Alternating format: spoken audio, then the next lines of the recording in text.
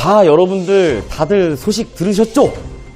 야시엘 푸이그 선수가 결국에는 한국 땅을 밟게 됐다고 합니다. 여러분들 키움 히어로즈 구단이 공식 발표를 했죠. 여러분들 1년 계약이고 총액이 100만 달러를 꽉 채웠다고 합니다. 불과 3, 4년 전까지만 하더라도 푸이그 선수가 KBO 리그에 온다고 상상을 하지 못하지 않았습니까? 푸이그 선수라고 하면은 류현진 선수와 또 한솥밥을 먹었던 선수고, 유리배 선수랑 또 푸이그 선수 그리고 류현진 선수가 그렇게 장난을 막 치는 그런 장면들을 여러분들 기억이 나실 거라고 생각을 합니다. 2018년도에 월드시리즈에서 홈런을 쳤던 선수가 KBO에 입성을 한다. 이거 굉장히 놀라운 사실인데요. 얼마 전까지 메이저리그의 중심에 섰던 선수입니다. 그동안 좀 많은 일들이 있었습니다. 푸이그가 왜 한국 땅에 오게 되었는지 여러분들 그 이유를 제가 차근차근 한번 여러분들에게 말씀을 드리도록 하겠습니다. 일단 2013년, 2014년까지만 하더라도 푸이그 선수는 이 LA에서 최고의 스타였습니다.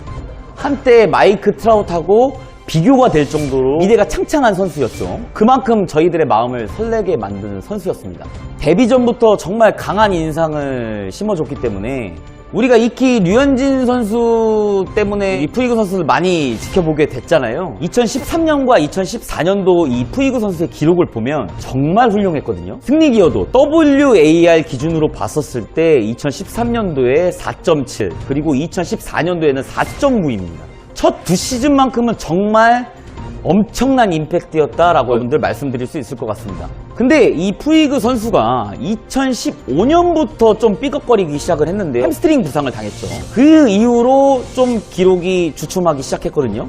성적이 조금씩 떨어지는 모습을 보여주고 있는 찰나에 2017년도와 2018년에는 또 반등을 하는 모습을 보여줬어요. 2017년도 시즌에는 홈런을 28개를 기록할 만큼 다시 푸이그가 살아나는 모습을 보여줬고요. WAR도 3.4 뭐 이 정도면은 그렇게 나쁘지 않은 그런 기록이라고 여러분들 보실 수 있겠습니다. 하지만 기대치가 원체 컸던 선수이니만큼 구단 입장에서도 투자 대비 LA 다저스 2013년도, 2014년도에 그 메이저리그를 거의 휩쓸다시피 했던 그런 야생마 모습은 찾아볼 수 없었기 때문에 다소 아쉬운 시즌이었다라고 메이저리그 평론가들은 이야기를 하고 있습니다.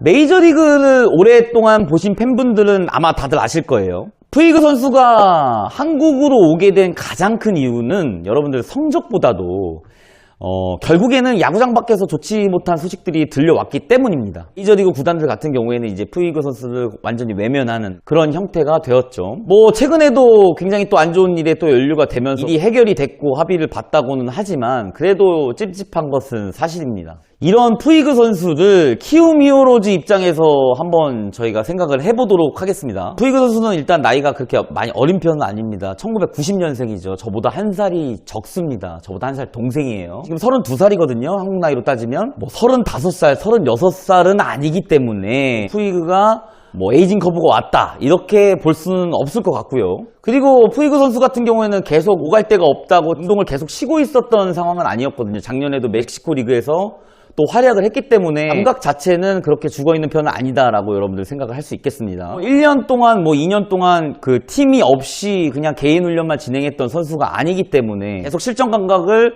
계속 쌓았던 선수이기 때문에 키움 히어로즈 입장에서는 선택을 하지 않았나 싶고요. 지금도 도미니카 윈터리그에서는 푸이그 선수가 경기를 뛰면서 시합을 하고 있다고 합니다. 그런 부분들이 키움 히어로즈 입장에서는 선택한 계기가 되지 않았나 라는 생각을 하게 됩니다. 그래서 이러한 상황들을 종합해서 봤을 때 키움 히어로즈의 그 선택은 결코 틀린 선택이 아니다라는 생각이 들고요.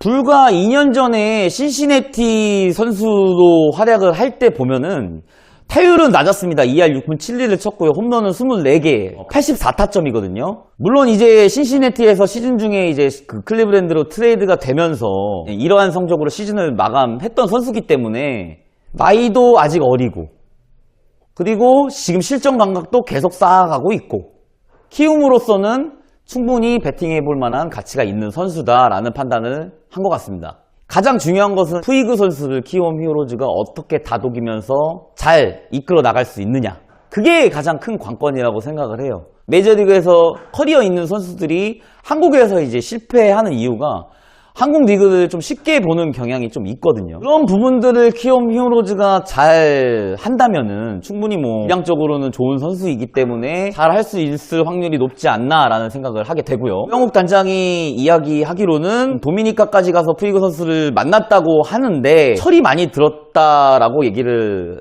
하더라고요. 기사를 보니까.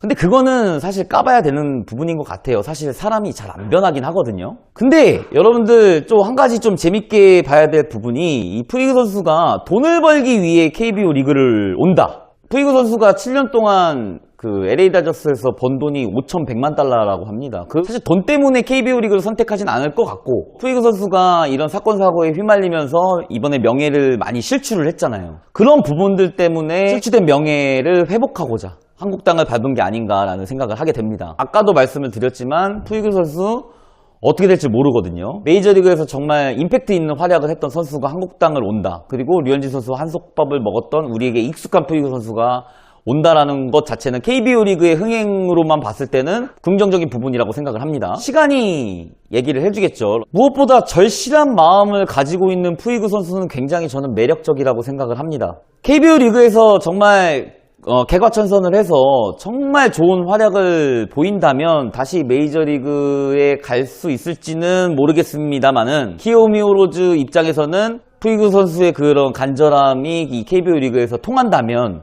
엄청난 시너지를 발휘할 수 있지 않을까라는 기대감을 하게 됩니다. 아무튼 오늘 이렇게 푸이그 선수의 얘기를 해봤는데요. 여러분들 오늘 영상이 좋으셨다면 여러분들 구독, 좋아요, 알람 설정 부탁드리고 여러분들 빠따영은 계속 좋은 영상으로 여러분들 찾아뵙도록 하겠습니다. 감사합니다.